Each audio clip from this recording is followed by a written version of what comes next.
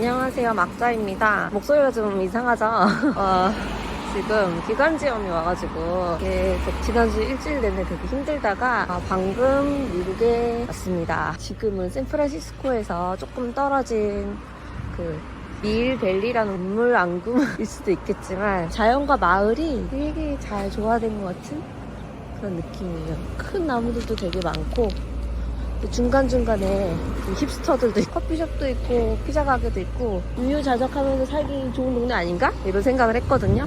근데 여기 검색해보니까 엄청 부자들만 사는 동네래요. 돈 벌어가지고 은퇴해서 여기 와서 산다고.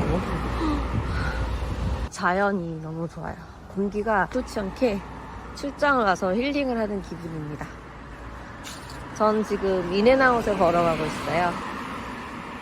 요새 회사 일이 되게 힘들다고 지금 3번째 징징대는 것 같아서 좀 부끄러운데 은퇴를 하지는 않으려고 하고 있고 몇 가지 이유에 대해서 또 엄청 고민을 많이 했어요. 그 와중에도 회사 일에 시달리는 와중에도 생각을 해보면 일단은 제가 은퇴를 할 만큼의 재정적인 여유가 아직 없는 것 같아요. 4% 룰은 저한테 적용되지 않는다고 생각하거든요. 4% 룰에 대해서 이 얘기를 한 트리니티 연구를 보면요, 10년 정도의 은퇴 기간을 가지고 30년 뒤에 돈을 다 써버리는 전제로 10% 정도씩 은출해서 살면 된다, 이렇게 소개를 하고 있는데, 네, 그거조차도 특정한 주식 시장의 그런 흐름이 받쳐줘야지만 가능한 것처럼 그렇게 나중에 다른 분들이 4% 룰에 대해서 얘기했던 분의 주장을 조금 반박한 책들이 있더라고요. 그래서 그걸 읽어보니까 저는 또 걱정 부자여서 그럼 절대 나는 4%로는 안 되겠다. 그러면 얼마를 해야 되냐? 뭐 이런 고민을 해가지고 결국은 3.25% 정도를 목표를 잡았어요. 4%랑 3.25%랑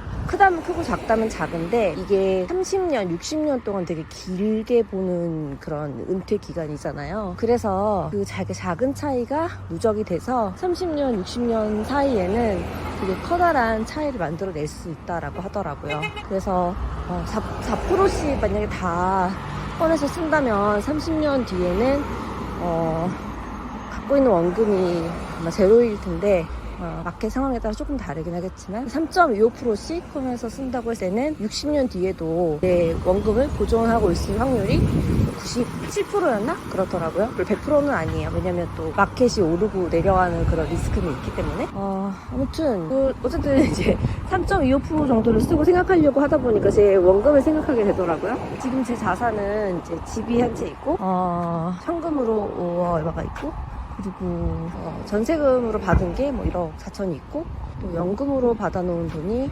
1억 4천 정도 있어요. 근데 솔직히 전세금은 돌려줘야 되는 돈이니까 내 돈은 아니고, 거기서 연금 1억 4천도 사실은 묶어놓은 돈이지 내가 뭔가 할 수 있는 돈은 아니기 때문에 그냥 없는 돈이라고 생각하고 나중에 55세 이후에 용돈처럼 쓰는 돈이라고 생각하고 있을 것 같고요.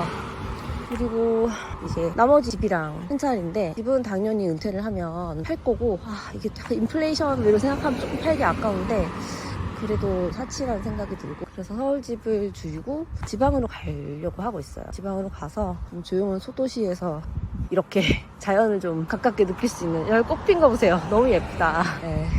여기 역시 캘리포니아는 날씨가 참 좋은 거. 아무튼 집을 좀 구해서 살 텐데, 집을 예를 들어서 3억짜리 집을 구한다고 하더라도 그러면 저한테 가용 현금은 10억에 0.25%면 3천이면 50만 원일 거 아니에요. 근데 이게 제가 이자로 받을 수도 있고 주식으로 배당으로 받을 수도 있는데, 어쨌든 우리가 구매력이 자꾸 떨어지잖아요. 똑같은 10억이라도 10년 전에 10억과 지금 10억의 가치가 되게 다르고, 그래서 이 구매력을 유지하면서 이제 전체 원금의 3.25를 계속 빼가려면 돈이 계속 성장을 해야 되잖아요. 3.25보다 더 크게. 그러면 은행 이율로는 3.25가 안 되는 것 같아요.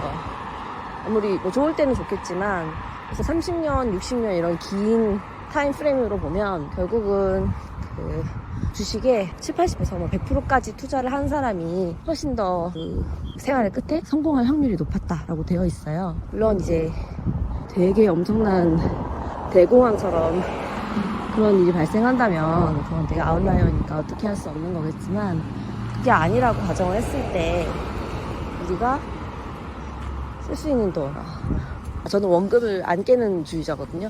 돈을 다 쓰고 가자, 이 세상 돈을 다 쓰고 가자라고 생각할 수도 있는데 저는 또 미래에 어떤 것들이 나올지 아이폰 같은 것도 나올 수도 있잖아요. 그러면 아이폰 같은 건 되게 필수품인데 그런 것도 제가 못 사게 될 수도 있으니까 일단 어느 정도 원금은 보존을 하고 그 안에서 살아가고 싶다 이런 생각이 들어서 원금은 최대한 유지하는 방향으로 가지고 하려고 하기 때문에 일단 3.25%라는 좀 보수적인 숫자가 나왔어요. 세금을 뗄 거잖아요. 얼마를 뗄지 모르겠지만 그냥 보수적으로 좀 많이 잡아서 20%를 뗀다고 쳐보면 얼마지? 600만 원인가요? 2,600만 원이라고 잡고 그러면 12개월로 나누면 한 2,400 몇십만 원이잖아요. 근데 또 건보료를 아마 내겠죠? 건보료도 한 20만 원 가까이 나온다고 하는데 이건 좀 그냥 귀찮으니까 딱 잡아서 한 10 얼마 낸다고 하면 2,400만 원? 200만 원 정도? 한 달에 200만 원 정도를 쓸 수 있겠다. 지방에 가서 3억짜리 집을 사고 나머지는 200만 원씩. 근데 또 생각해보면 3억짜리 집을 샀을 때 어쨌든 아파트는 뭐 땅값이 오르니까 그리고 아파트 관리 유지비에 따로 들어가는 것도 없고 해서 괜찮은데 집 같은 경우는 감가상각이 있잖아요. 예를 들어 60년 동안 똑같은 집을 살 수는 없잖아요. 이것저것 고쳐줘야 되고 그렇기 때문에 집에 대한 그런 비용도 더 추가가 될 거란 말이에요. 그러니까 어떤 집을 사느냐 뭐 이렇게 따라 다르겠지만 그러면 그 200만 원 플러스 알파가 있어야 그런 곳에서 할 수 있다 이런 결론이 나오는 거예요. 200만 원이 크다면 또 크고 작다면 작은 돈인데 지금 절약하려고 노력하지 않고 얼마나 쓰는지를 봤더니 작년에 좀 많이 썼어요. 아파가지고 병원에도 입원하고 임플란트도 하고 목 수술도 하고 이래서 한 5천만 원이 썼어요. 그 중에 1,000만 원 이상은 병원비고.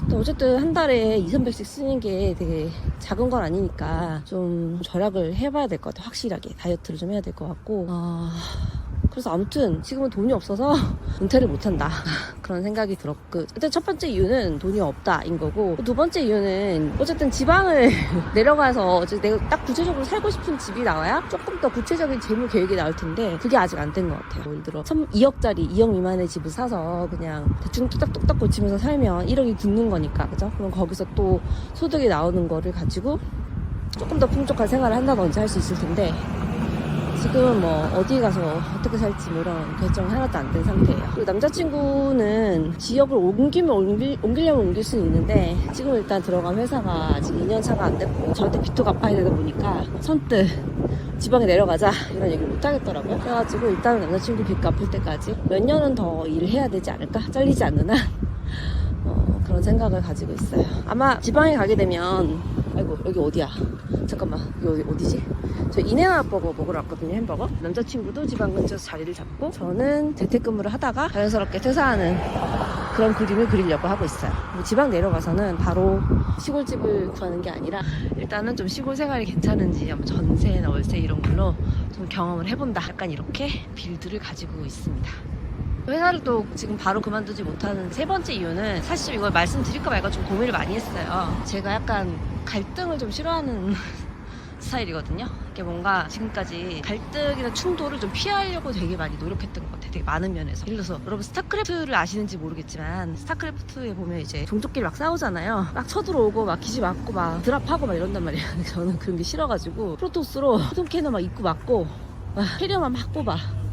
그런 식으로 해서 막 나중에 후반에 그냥 쓸어버리는 그런 전술을 좋아하고 문명 5라는 게임이 있어요.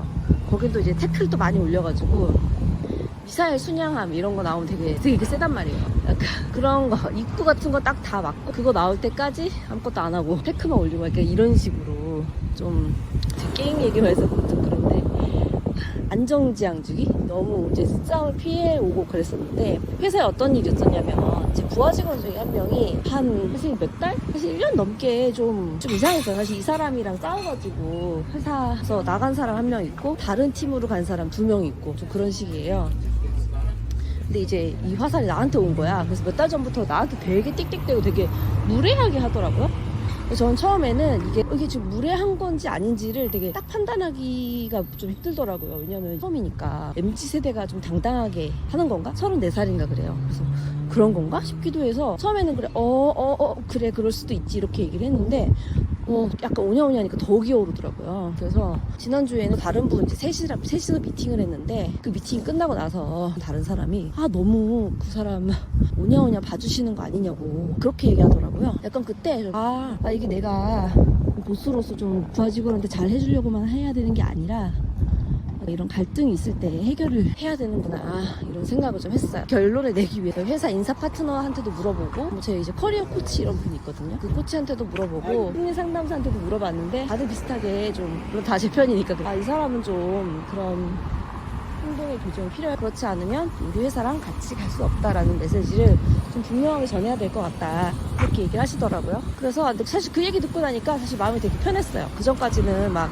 갈등을 피하고 좀 안 싸우려고 이렇게 노력을 좀 많이 했었는데 지금은 그냥 그런 갈등을 일으키는 주체가 그 사람이고 그 사람의 행동을 바뀌지 않으면 사실 저도 되게 힘들거든요. 그 사람 얼굴 볼 때마다 되게 짜증나요. 근데 이거를 내가 바꾸지 않으면 아무도 바꿀 수 없겠구나 이런 생각이 들다 보니까 조금 더 책임감도 생기고 이런 게 예전에 안 해본 거다 보니까 그냥 해보고 싶어졌어요. 갈등을 피해오기만 했는데 갈등을 피하지 않고 어떻게 해결할 것인가. 괜히 남들한테 인기 좋으려고 하고 남들이 싫어하는 행동을 안 하려고 하고 좀 그랬던 것 같아요. 회사 생활을. 근데 반면에 그 친구는 적극적으로 자기가 마음에 안 드는 건 다 마음에 안 든다 얘기하고 그러니까 저랑 갭이 있었던 것 같아요.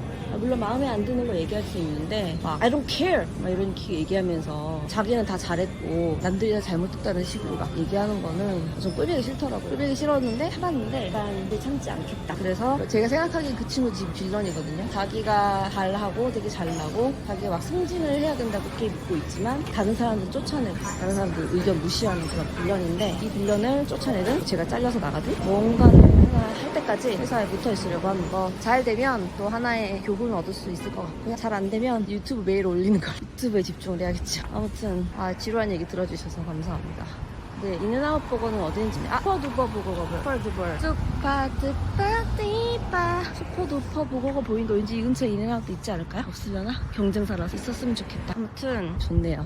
날씨가 너무 좋고 자연이랑 되게 가깝게 자연에 되게 둘러싸여 있으면서도 기분 좋게 나와서 외식할 공간들도 많고 우리나라 시골은 안 그렇잖아요. 그냥 산 있고 이런 거는 하나도 없잖아요. 그죠? 햄버거집, 요가집, 그죠? 요가 스튜디오 이렇게 뭔가 문화생활의 공간이 있어야 산속에 들어가서 살아도 좀 살 수 있지 않을까 이런 생각이. 여기 근처 사람들도 여기 올 때 3-40분씩 걸어 나오거나 한 1-20분씩 차 타고 나올 텐데 시골을 아예 막 1시간 차 타고 나와야 이런 게 있잖아요. 가구, 인테리어 가구 정도 팬시 이쁘다. 고민돼요. 시골에 가면 저 자연에 둘러싸여 있는 거 너무 좋을 것 같거든요. 근데 세탁소도 있고 자연에 둘러싸여 있는 건 너무 좋거든요. 너무 분명히 이기랑 떨어지면 불편한 부분이 있어요. 우리나라 그런 시골 중에서 혹시 이렇게 적당하게 좀 살만한 시골이 있나요? 숲에 자연에 둘러싸여 있으면서도 공항에서 너무 멀지 않고 자연이랑 가면서 서울처럼 그런 게 아니라 이 정도 뭔가 아예 없지는 않은 정도 이런 정도의 시골이 있으면 정말 딱 가서 살고 싶을 것 같아요. 물론 날씨가 좀 더 따뜻한 남쪽이면 더 좋을 것 같고 혹시 아시는 분 있으면 댓글 달아주셔요. 건널목이 왜 이렇게 친환경적이야. 장난 아니다. 왜 그 일반 도로인데 이렇게 돼 있어요. 뭐야 공원이야? 저는 그냥 횡단보도를 건넌 것 뿐인데 공원에 잠깐 산책하는 그런 느낌이에요. 이런 느낌 너무 좋다. 너무 좋아. 처음이야 이런 느낌. 짜릿해. 이거는 프로틴 스타일 더블이 패티랑 치즈가 2배로 들어가 있고 빵이 없고 상추로 싸준 거 먹어보겠습니다. 먹는 장면을 찍을 수 있을까? 약이 없을 텐데 불안합니다. 집에는 가야 되니까 한 입 정도만 먹고 떠보도록 할게요. 낯선 곳에서 길 잃으면 안 되니까. 진짜 생각하면 무슨 맛이에요. 기억하는 그 맛. 치즈가 약간 짠데 그냥 순수한 기본의 맛. 빵이 있었으면 안 썼을 완전 부럽습니다. 그럼 나 이따가 호텔에 들어가서 마무리할게요. 어쨌든 우여곡절 끝에 호텔방에 들어오게 됐습니다. 호텔방이 아니라 여관이긴 한데 여기가 인이라고 하더라고요. 객실 규모가 24개 정도 되는 작은 그런 곳인데 숲속의 별장 같고 좋은 것 같아요. 안심됩니다. 아까 약이 4%여가지고 집에 못 오는 줄 알았어요. 여기를 둘러보면 벽난로도 있고 지금 옷이 막 지저분하게 있는데 미국식 시골집 그런 느낌이 좀 나고요. 여기 좀 나가서 보면 이렇게 발코니가 있어요. 발코니에 슬리퍼 신고 나가야지. 앉아서 있으면 숲이 바로 보여. 되게 좋네요. 오늘은 되게 횡설수설 많이 했던 것 같은데 일단은 뭐 15억을 모아도 퇴사를 하고 싶은데 하지 못할 것 같고 현실적으로 봤을 때 되게 지금 제 상황은 그걸 할 수는 없는 상황인 것 같고 그걸 하기 위해서 앞으로는 좀 몇 가지 준비들을 하려고 해요. 일단 첫 번째로는 생활비를 좀 줄여보려고 합니다. 솔직히 그 이제 남자친구랑 같이 쓰는 생활비 빼고 한 제가 100에서 150 정도 쓰거든요. 이제 카드값 다 포함해서 한 2, 300씩 나오고 뭐 가끔 좀 더 많이 병원 가면 더 많이 나올 때 있고 100에서 150이 어떻게 보면 뭐 보험 뭐 통신비 이런 거 다 포함한 거라서 막 그렇게 많은가 싶기도 한데 또 아끼려면 아낄 수 있을 것 같기도 하고 그래가지고 일단 어떤 거에 좀 돈을 많이 쓰게 되는지 좀 분석을 한 다음에 줄일 수 있으면 너무 스트레스 안 받는 선에서 줄이려고 해요. 사실 지금까지는 월급이 많으니까 솔직히 별 생각 안 하고 썼던 거는 사실인 것 같고 어쨌든 은퇴를 하면 또 내가 얼마나 쓰는지에 대해서 좀 집중해서 봐야 되니까 그걸 스트레스 받는다고 생각하지 말고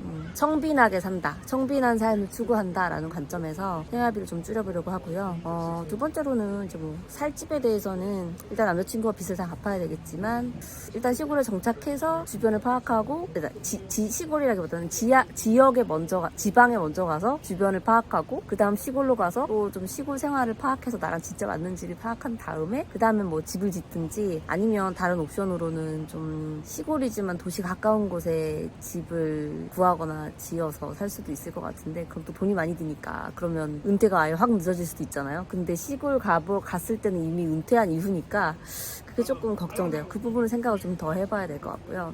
세 번째로 회사 생활은 갈등 해결 이런 걸 하면서 또 회사에서 리더십 교육도 받고 이러니까 좀 제가 뭔가 배운다, 성장한다 이런 느낌이 좀 있어요. 제가 원하는 방향인지는 모르겠지만 이런 리더십 스킬이라는 것이 좀 체득해지는 것이 느껴지고 이게 뭐 어디 가서 다 쓸 때가 있겠죠. 또 저를 구성하는 그런 하나의 요소가 되는 거니까 그렇게 생각하고 일단 회사 생활을 퇴사를 못하니까 회사에서 배울 수 있는 것들, 얻을 수 있는 것들을 충분히 잘 얻어보려고 하고 있습니다. 어쨌든 이렇게 좋은 환경에 이렇게 봐야 되나? 이렇게 좋은 환경에 저 워크숍을 하게 해주셔서 감사하고요. 마일리지도 감사합니다. 마일리지도 싹게 해주셔서 감사하고 오늘 덕분에 인앤아웃도 오랜만에 먹었는데 그것도 감사하고요. 아무튼 행복합니다. 뭐 피하지 못하니까 즐겨야죠. 다음번 영상까지 기다려주세요. 안녕.